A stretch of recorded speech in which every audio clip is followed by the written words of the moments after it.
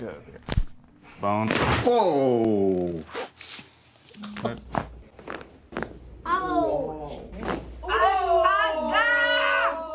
And welcome back to the 3-Hour News Show. You are now watching our signature segment, See the Stories.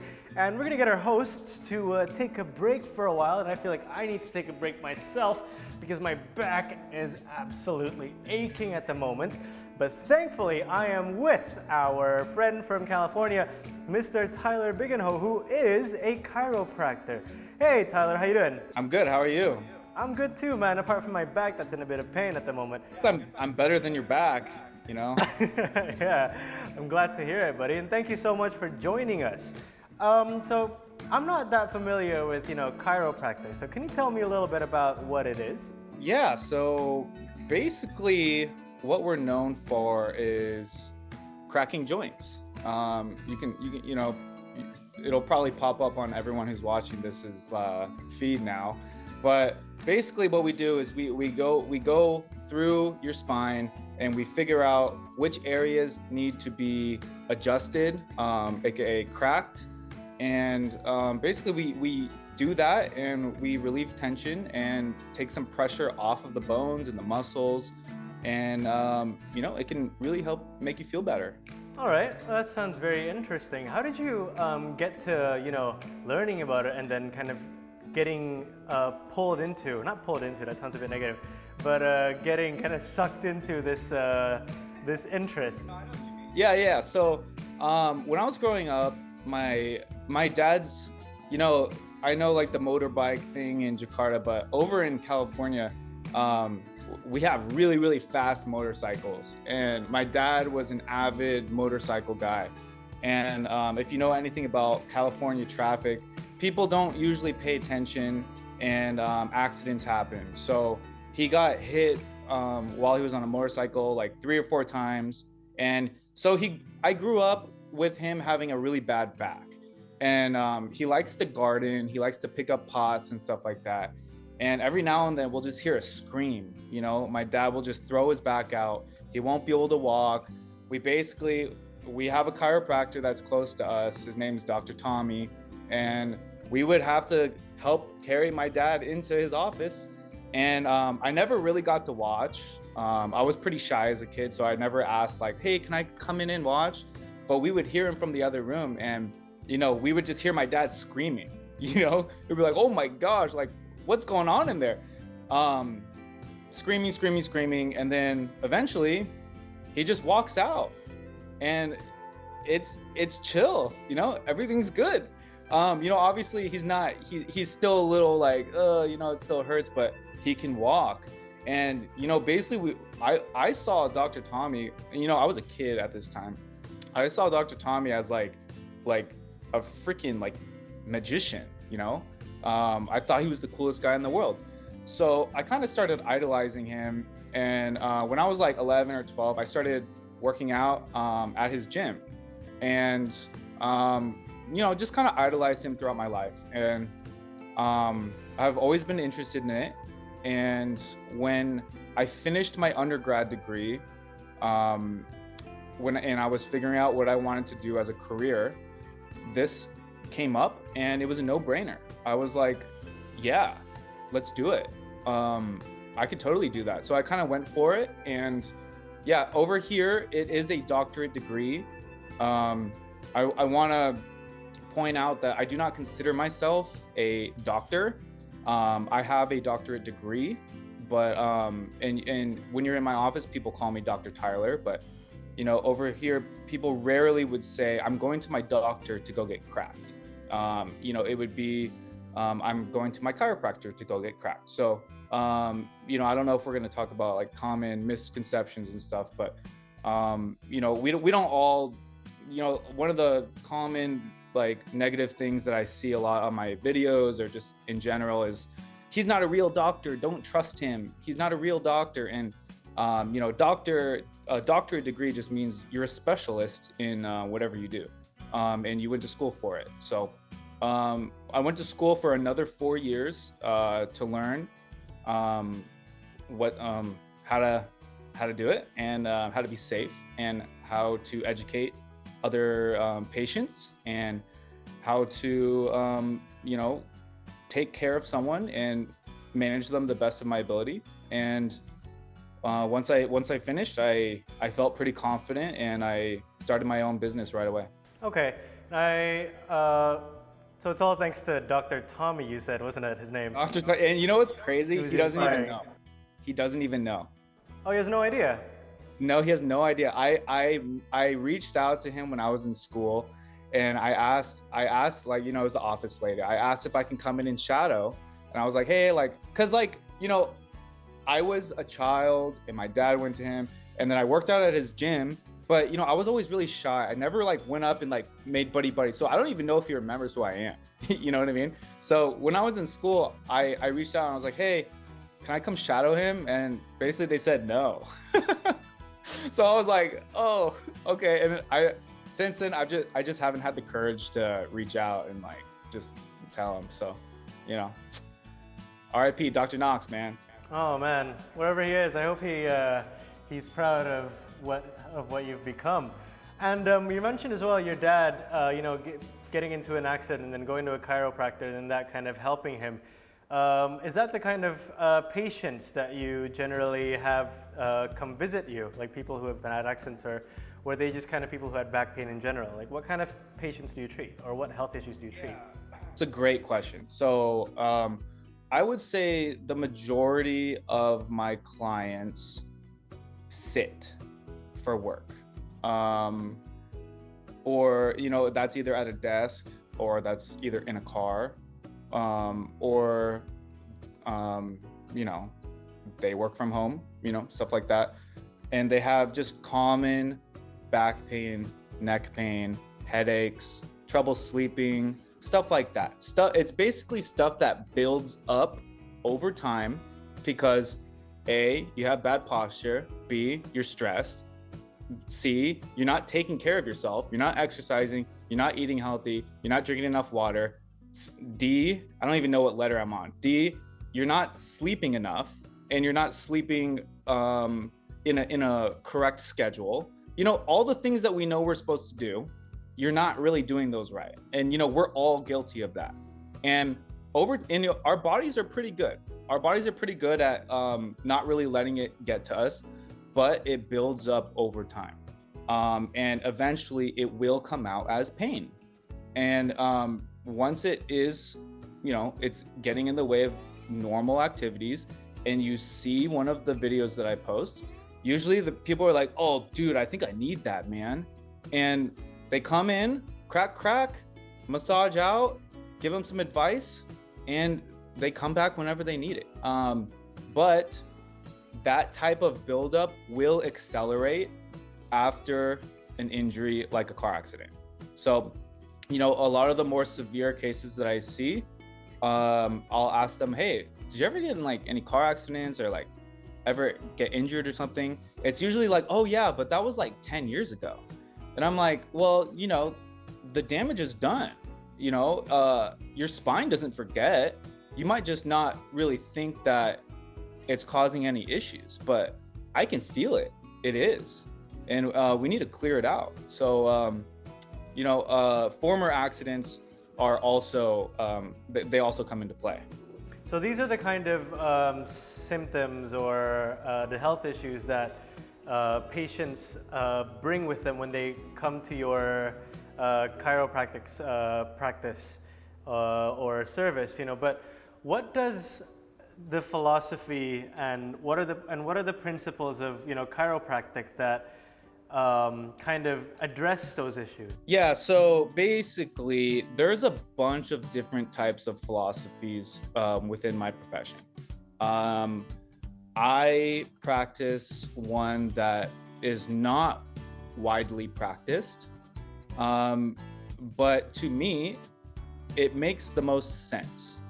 Let me backtrack. It was the profession was founded upon your spine needs to be perfectly aligned. Everything needs to be perfectly aligned, or else you will have pain. And I don't necessarily agree with that. when I was going through school, I'm the type of asshole that asks all the questions that nobody wants to ask, that nobody can answer. And to me, if you can't answer a simple question like, how can you prove that misalignment is causing his pain?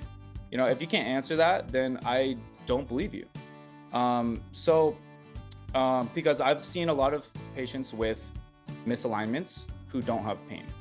And, there's a lot of other things that go into play other than alignment of your bones. So basically, I like to describe myself as someone who is a professional in knowing what a normal spine is supposed to feel like. And when I talk about the spine, I'm talking about the bones in your back and the muscles around it. I know what it's supposed to feel like. And if you come in and I put my hands on you, I know I can feel like, oh, that's not supposed to be there. Oh, that feels weird. And then when I combine that with your symptoms, like, hey, I always have pain right here. And I put my thumb on it and I'm like, yeah, well, there's something sticking out right here. And you have huge, gigantic knots that are built up.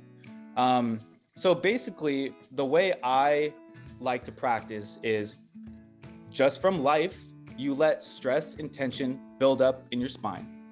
You come to me, I can feel it, and I try to take it out. And basically, if we have a pretty successful session, I will tell you, hey, this is what you're supposed to feel like.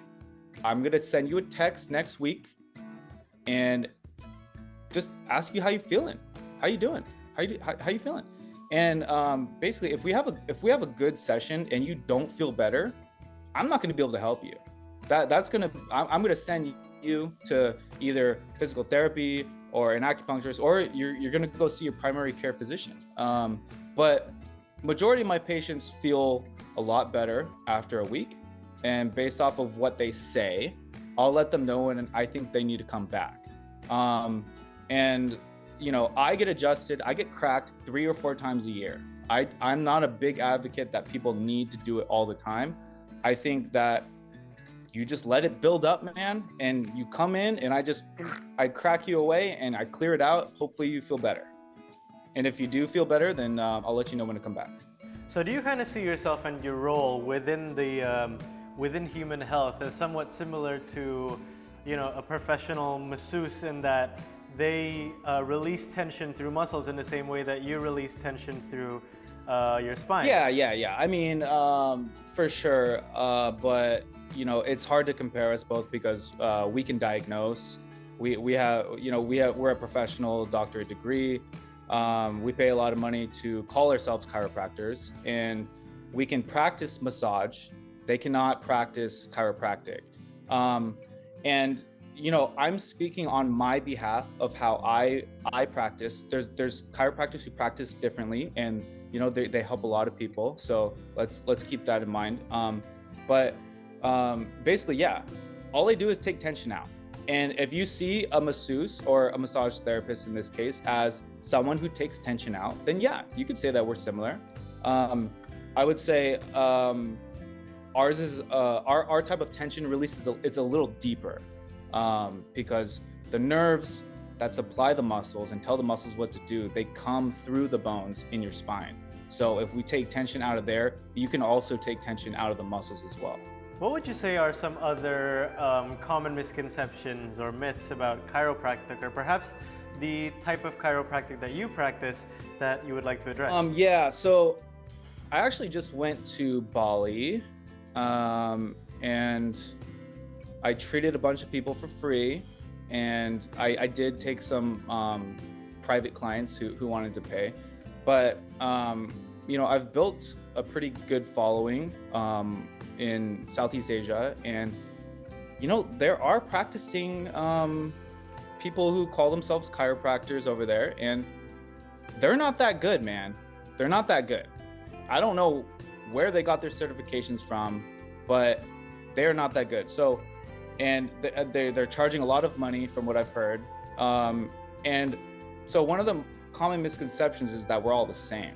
I don't know how long it took them to be able to call themselves masters or bone setters or whatever the hell they're calling themselves. But this was 4 years of everyday work and a lot of money and a lot of time. And, you know, out of probably 40 people that I graduated with, I would probably send a family member to about 5 of them. So very big misconception is you see one of my videos and you think that every chiropractor can do what I do. It's not true. I'm stronger than a lot of people. I'm quicker than a lot of people. I'm taller. I'm more aggressive. Some people don't like that I'm aggressive. Some people want like a softer, more gentle type of care. And, you know, other chiropractors are really good at that. I see the big dudes that come in and they want to get like, you know, freaking annihilated. And they want to feel better after. So that's one really common misconception. That's what I'm trying to change around the world. I want to go to different countries, make a bunch of content, treat a bunch of people so that the people in that country know what it's supposed to look like and know what it's supposed to feel like. Okay. So that, you know, we can stop giving business to these people who go to like a weekend seminar, and just, you know, say that they can do what I do, because you can't. Okay. Another big misconception is that, it's very dangerous. You know, part of the reason why we go to school is to be as safe as possible and to understand the human body and what its limits are and what to look out for when something is clearly wrong. So I pride myself in knowing how to spot out something that is unsafe before I treat people. And you know, not every chiropractor does that. So it is worth it to search and to ask and you know, ask questions if you feel a little confused about what's going on, and search for a good chiropractor. You know, look at the reviews, see if they spend time with their patients. It is very, very, very uncommon for a bad thing to happen during a chiropractic adjustment, and a lot of times, and you know, there's accidents with everything. I'm not going to try to defend ourselves and say like, oh, it never happens. Yeah, sometimes we can adjust the neck, and if there's an artery up there that's a little compromised, sometimes it can get sliced, and sometimes a stroke can occur. And a common misconception is that we don't tell our patients that, but it is actually illegal to treat a patient without them knowing that. So it is on the thing that you sign when you come in, and you know, not a lot of people read that. So it's up to the chiropractor to verbally mention it as much as they can, and just so that everybody knows there are risks involved with everything. You can drink water and you can die because there's something in it. You know, there's a risk. You can go outside and get, you know, a plane just somehow comes in and takes you out. You know, there's risks with everything. So as long as and you know, what I do is not for everyone. They know, they hear that there is a possibility of a stroke, and you know, there is a lot of evidence, there's a lot of research that says how often it does occur, and it is very, very small. So if you see a number like that and you're scared of that, then you should never get in an automobile, because getting in a car is way more dangerous. But with that being said, that is concerning.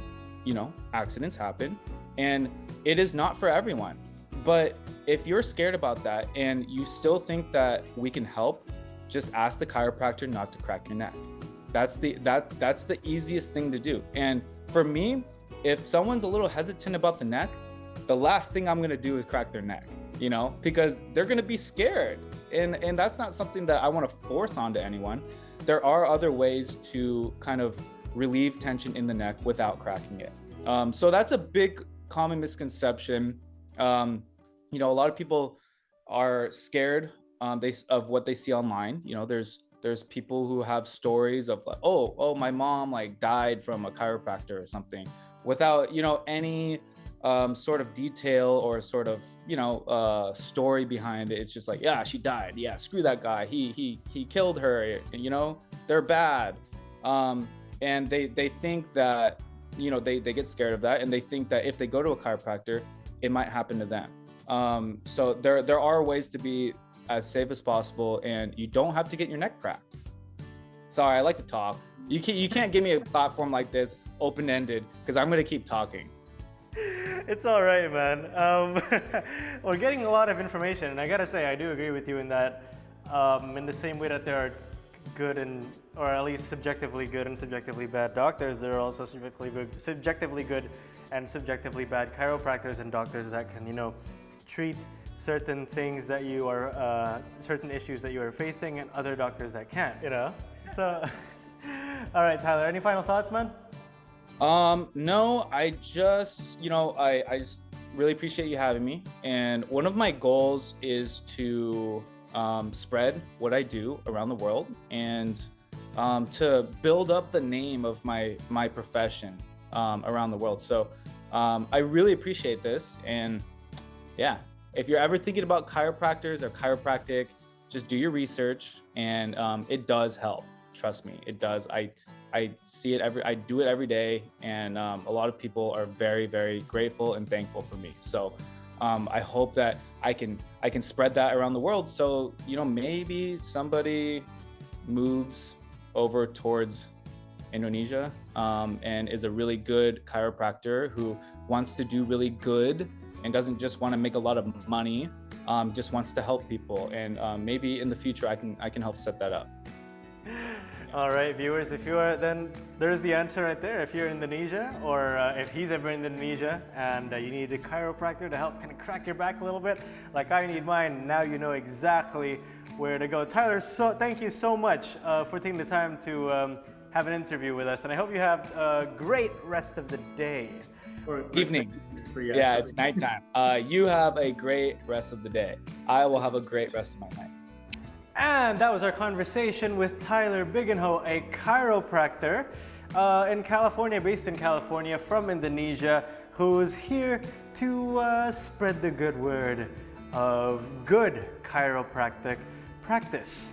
Anyway, that's the end of this segment, but don't go anywhere because See the Stories will be back after the break. So keep it here on the 3 Hour News Show, only on See Today.